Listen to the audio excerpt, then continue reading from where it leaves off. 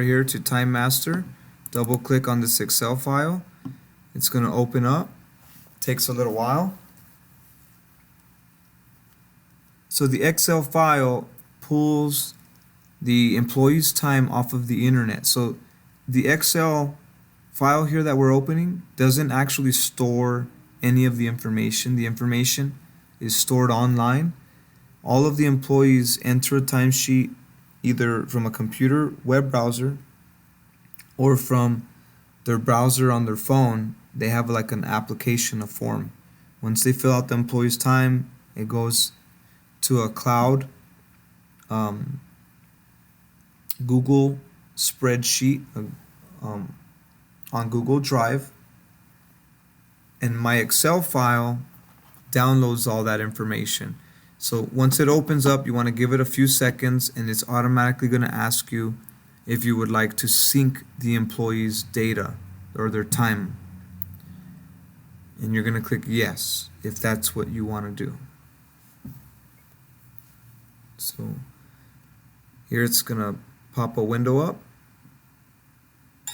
There it is. We're going to say, would you like to sync employees' time? Yes. It's going to sync all the data. It takes a few seconds. Sometimes depends on your internet connection. This one's typically pretty quick. So there it is. Then it's going to ask me if I would like to perform a timesheet, make a timesheet. It's going to ask me for the beginning of the pay period. You like to create a timesheet? I'm going to click yes. Here's the beginning of the pay period. I'm going to do 12, 14, 16. That's the beginning of the pay period. This is the end of the pay period. 20, 16. It needs to be entered month, day, year in that format. Click OK. Would I like to add employees' hours and insert dividers? Always click yes. Then it's going to check the names. Is Adrian Skersley and Adrian Duran the same person? No, they're not the same person. If I had clicked yes, it would change Adrian Duran's name to Adrian Skersley. This is just a bug I'm working on right now. I'll release 7.2 once I fix it. I haven't had time. Just go and click OK always. And so here, let's open it up. We've got all the employees' emails here. So what we need to do is remove that. In order to remove that, we click recalculate and add dividers. So it just, is Adrian Skersley and Adrian Duran the same person? No, they're not. So here, it removed it and it added this key here. So we have this color index. It tells us what each highlighted color means, and it gives you a little note for duplicates.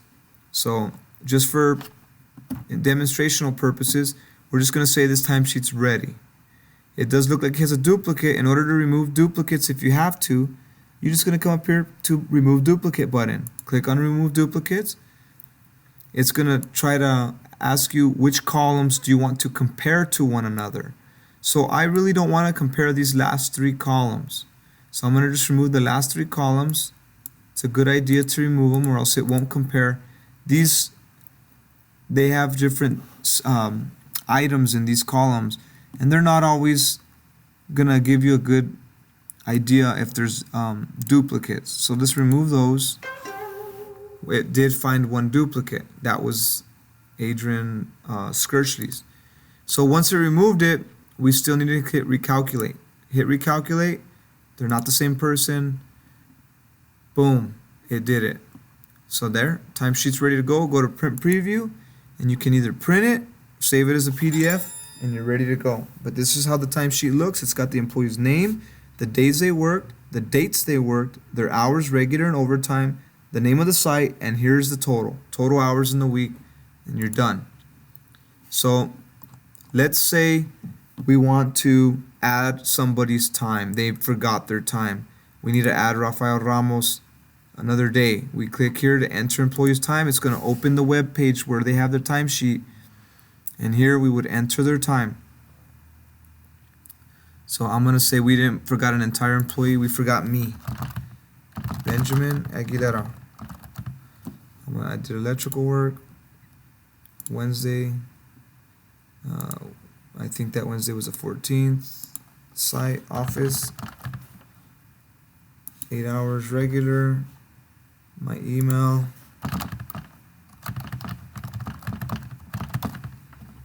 Submit. Once this is submitted, now the data is in the cloud.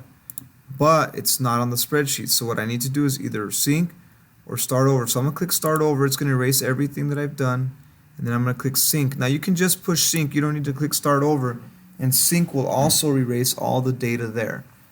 So it's gonna take a few minutes. I'm gonna start the timesheet now. It's not gonna automatically ask me. I have to come up here and click start timesheet. So I'm gonna enter the beginning of the pay period, remember?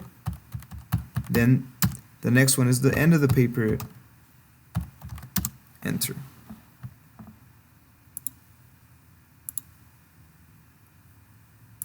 And remember, in order to get the emails, you click OK always, and then we're just going to remove the emails here with recalculate.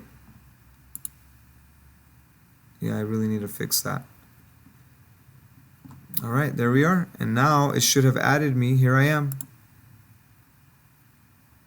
Office 8 hours. And it's telling you that I have less than 40. So it's telling you to review, to make sure that I really do have less than 40. And here's that duplicate again. Adrian Skirchley with that duplicate at World of Beer. So we're going to remove that one more time.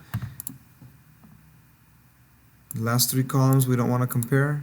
Click OK. It removed it. We're going to recalculate. Recalculate every time. Every time you do something, you want to recalculate. Okay, there we go.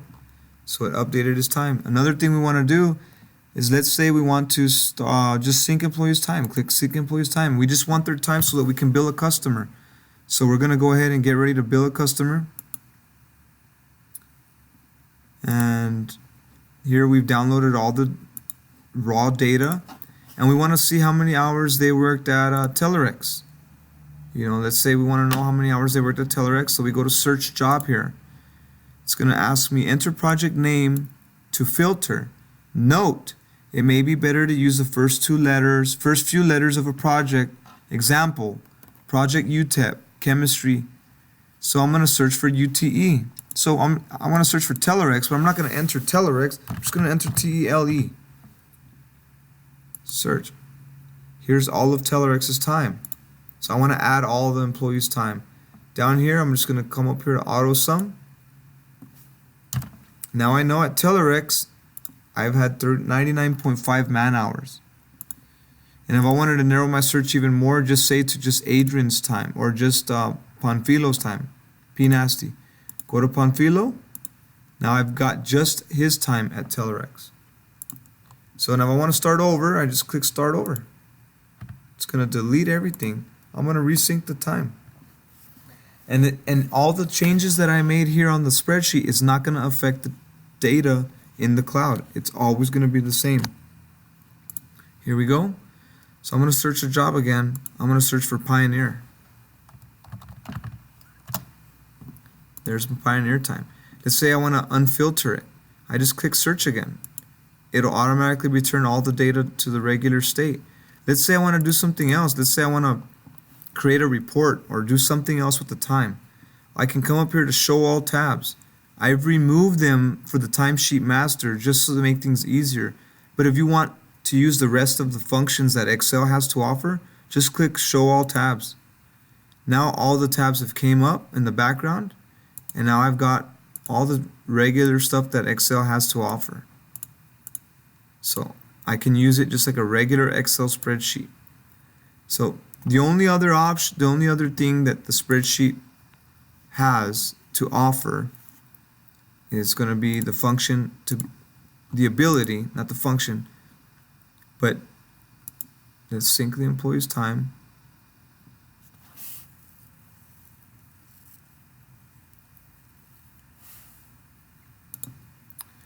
It has the ability to allow you to go back and review each particular job, each particular customer, or even electrical and service. So if you wanted to just filter, you've got the ability here to search for a project. We're going to say Telerex. And then I can still additionally filter it and say just for service work. And I'll auto sum that. And now I know I can bill my customer for service work for 25 hours for Telerex. I'm going to clear that. And that's pretty much it. That's how to use a Time Master. Let's see.